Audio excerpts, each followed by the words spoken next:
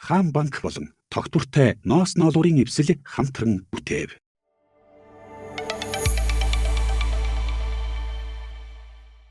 Зээлийг үр ашигтай ашиглах зөвлөмжүүд. Энэхүү хичээлээр та бүхэнтэйгээ өөр зээлийг хэрхэн ойлгох вэ? Эрсдлээс хэрхэн хамгаалж, ирээдүйн санхүүгийн өсөлтөнд хэрхэн ухаалгаар ашиглах талаар ярилцах болно. Бидний амьдралд зээл өөр гэдэг ойлголт бараг өдөр тутмын ярианы сэдэв болоод байгаа. Зарим хүн зээлийг ашиглаад амьдралаа дээшлүүлж, бизнесээ тэлж, орлогоо өсгөж байхад харин зарим нь зээлийг буруу ашигласнасаа болж санхүүгийн дарамтанд орж бухимдаж итгэл алдах юм нөхцөлд хүрдэг. Яг адилхан 5 сая төгрөгийн зээл авсан хүмүүс яагаад өөр үр дүнд хүрээд байна вэ гэдэг асуулт эндээс гарч ирнэ. Тэдний ихэнх нь зээлдээ яг зорилготой хандаж чадсан уу гэдгээс мэдээж хамаарна. Зээлийг зөв ойлгож, төлөвлөж, хянаж ашиглаж чадсан уу гэдгээс бас хамаарна. За мөн эргэн төлөлт болон санхүүгийн сахлах батыг хэрхэн хангаж ажилласан бэ гэдгээс энэ бүхэн хамаарч байдаг.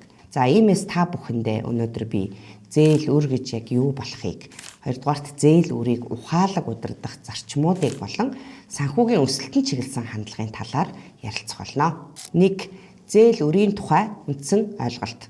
Иргэдийн дунд зээлээр орж ирж байгаа мөнгийг орлого гэж ойлгодог нэг түгээмэл буруу ойлголт байгаад байдаг. За энэ бол уг нь орлого бол биш, харин бусдаас түр зуур авч хэрэгжилж байгаа үүрэг хариуцлага байдаг. За энийг мэдээж тодорхой хүүтэйгээр иргэн төлөх хариуцлага байгаа гэдгийг бодох хэрэгтэй. За тийм учраас зээл яагаад авч байгаа вэ гэдэг асуулт эндээс бас урган гарч ирнэ. Та авсан зээлээ хэрвээ ухаалаг зөв ашиглаж чадах юм бол ирээдүйд орлогоо нэмэгдүүлэх тийм оновчтой хөрөнгө оруулалт хийх боломжийг бүрдүүлж байгаа хэрэг. За тийм учраас зээл өөр гэдэг ойлголт маань хэрхэн ашигласнасаа хамаарч нэг талдаа боломж болж идэг байхад нөгөө талдаа дарамтч болж болохоор юм ойлголтоо гэж ойлгож байна. За үүнийг жишээн дээр та бүхэнд тайлбарлая. Жишээ нь бат гэртээ засвар хийхийн тулд 5 сая төгрөгийн зээлийг авсан гэж ойлгоё. Авсан зээлээрээ байшингаа дулаалж эрчим хүч хэмнэх системийг нэвтрүүлсэн. Тийм учраас сар бүр төлж ийсэн шатхууны болон халаалтын зардлаасаа 100 мянган төгрөгийг сар бүр хэмнэхээр болсон байгаа.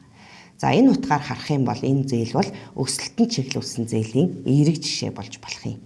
За харин нөгөө талд инхээ мөн 5 сая төгрөгийн зээлийг хэрэглээний зээлийг банкнаас авсан байгаа. Тэгээд гоёлын дээл хувцас аваад за мөн гар утас худалдаж аваад үлдсэн хэсгийг нь үдшилтэд зарцуулсан гэж ойлгоё. За ингээд сар болгон 400 мянган төгрөгийн эргэн төлөгдөх тийм хуваартай ийм хариуцлагыг өөртөө авсан.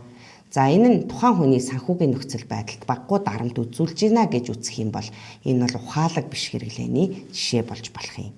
Одоо та бүхэндээ зээлийг ухаалаг ашиглах зарчмуудыг тайлбарлах гэж оролдъё. За хамгийн нэгдэх зарчим бол зээлийн зорилго тодорхой байх зарчим гэж байдаг. За та зээл авахаасаа өмнө энэ зээл маань надад ирээдүйд ашиг авчрах уу, өгөөж өгөх үү гэдгийг тодорхойлох хэрэгтэй. Жишээлх юм бол та бизнесээ өргөжүүлье, ирээдүйн боловсралдоо хөрөнгө оруулъя.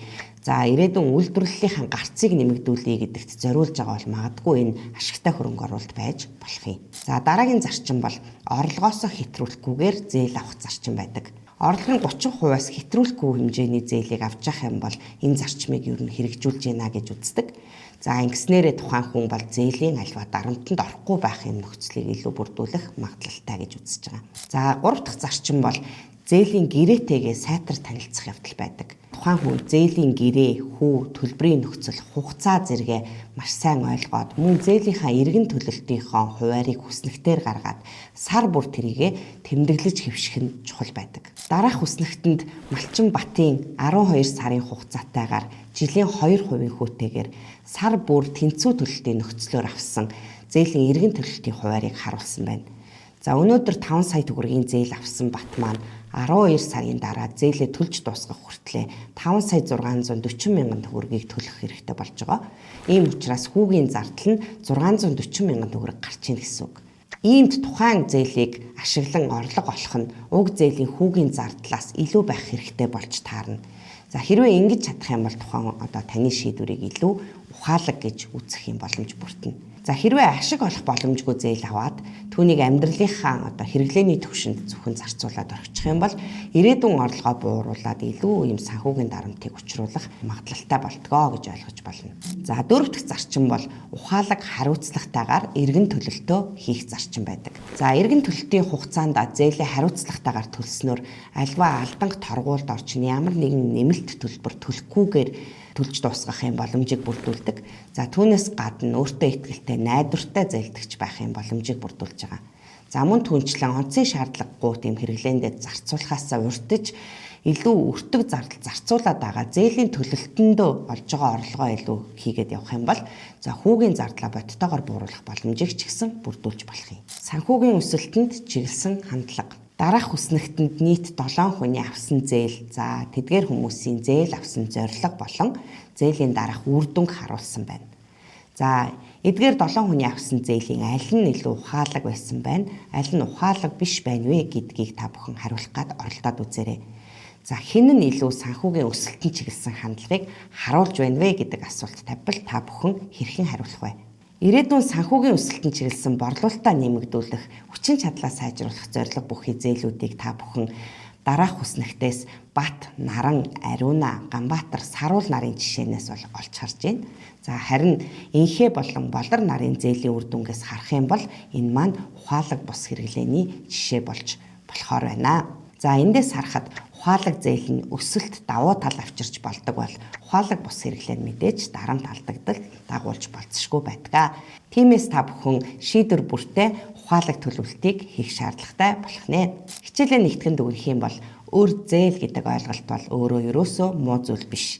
Харин таны шийдвэр, таны зээл авсан зорилго болон хандлагаас шалтгаалж нэг талдаа санхүүгийн өсөлт авчрах хүчирхэг хэрэгсэл болох боломжийг бүрдүүлдэг байхад эсвэл таны амьдралд дарамт учруулах ачаа болгоч тийм нөхцөлийг бүрдүүлж магадгүй байдаг. Тийм учраас та бүхэн зээл авах гэж байгаа бол эхлээд зорилгоо маш сайн тодорхойлоорой. Дараа нь төлөх боломжоо бодтойгоор тооцоолж үзээрэй.